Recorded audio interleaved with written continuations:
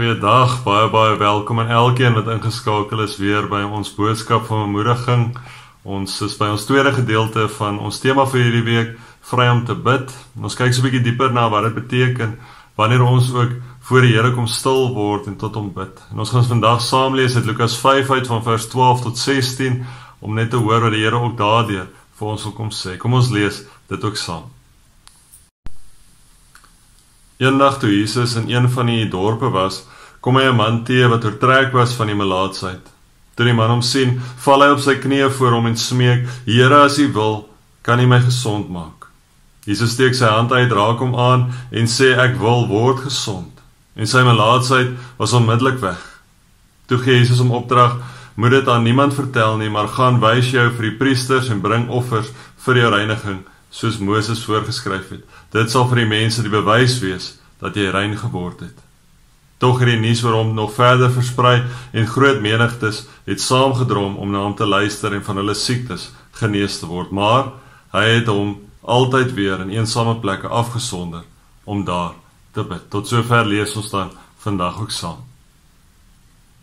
In hierdie tyd was iemand wat melaatsheid gehad het, heeltemal verwerp deur die samelewing en kon hulle nêrens weer inpas nie, tensy hulle genees was van hierdie siekte.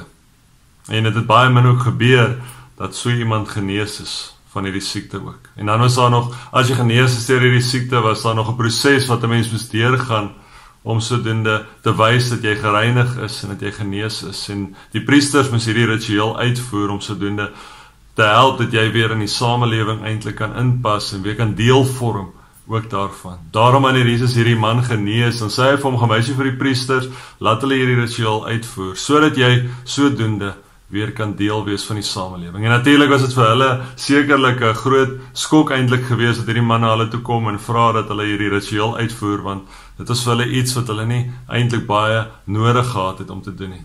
Iets wat baie duursaam was om ook te doen.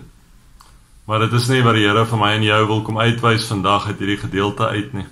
Dat hy vir my en vir jou wil kom uitwys is hierdie man wat na Jesus Christus toe kom en vir hom sê, Here, as U wil, maak my gesond. As U wil, maak my gesond. Ons vra so maklik, so baie dinge in ons gebede vir die Here, maar ons moet versigtig wees om dit nie ons eie begeertes te maak nie. Ons moet altyd die fokus eerstens God maak en sy heerlikheid in ons lewens, soos wat ons ook Dinsdag gehoor het vanuit Jakobus 4 uit. Ons moet altyd God soek en nie onsself nie. Want as ons hom soek, dan sal ons meer as genoeg, hy sal ons oorvloed in ons lewens beleef en ervaar. En dan, wanneer ons dit doen, dan kan God verandering en sal hy verandering in ons lewens ook bring. Dan sal ons, wanneer ons fokus verander, sal ons hele lewens ook verander. Sal dit wat ons mee gekonfronteer word heiliglik in ons lewens verander, omdat ons fokus anders is, omdat ons fokus op die Here Jesus Christus is, op sy Heilige Gees is, wat deur ons werksaam is, en nie op onsself nie. Omdat ons weet, as ons handel volgens sy wil, dit ook sal geskied in ons lewens, want God wil hê dat sy wil in alle opsigte in ons lewens moet geskied. Hy wil net die beste vir my en vir jou hê.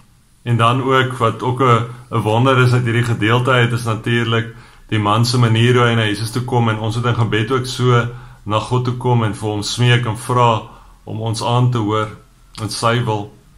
Maar die besonderse ding hier is dat dit nie net die man is wat dan nou voor Jesus kom smeek en amper bid nie.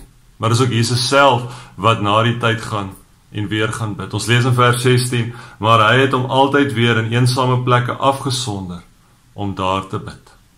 Jesus Christus het vir my en vir jou die voorbeeld kom word van hoe ek en jy ook moet leef in hierdie wêreld. En hier kom wys hy ook vir ons uit dat ons moet bid. Ons kan nie sonder gebed nie. Ons moet bid, want wanneer ons bid, fokus ons opnuut weer op God en raak ons weer bewus van die een wat lewe moontlik maak. Lewe nie net nou nie, maar lewe bo die dood. Die een wat verandering kan bring, die wat na ons luister, wat ons harte ken, ons gedagtes ken. Jesus Christus self het hier gegaan om sy kragte weer te herwin. En so moet ek en jy ook weer op God opnuut fokus in ons gebede, sodat ons kragte ook weer herwin kan word. Sodat ons sy wil mag soek en nie ons eie nie. Want wanneer ons bid, dan vra ons na God se wil om te geskied. En so hoor ons in soveel gedeeltes wanneer gebed opkom, dat ons vra na sy wil en nie na ons eie wil nie. Mag hierdie week van sommer net 'n fokus op gebed vir jou ook, sommer net in die besonder iets beteken het, mag God sommer net in jou hart weer iets kom losmaak het, sodat jy opnuut by hom sal gaan stil word, en sal besef dat hy die koning is, die groot koning is wat van Psalm 47 ook praat, en mag ons sommer net hom beleef meer en meer in ons lewens, nie omdat ons enigiets gedoen het nie, maar omdat hy uit sy groot genade, sy groot liefde vir jou, soveel kom doen het. Ek groet jou in sy wonderlike naam, hy wat Vader is, Seun is, en Heilige Gees is. Amen.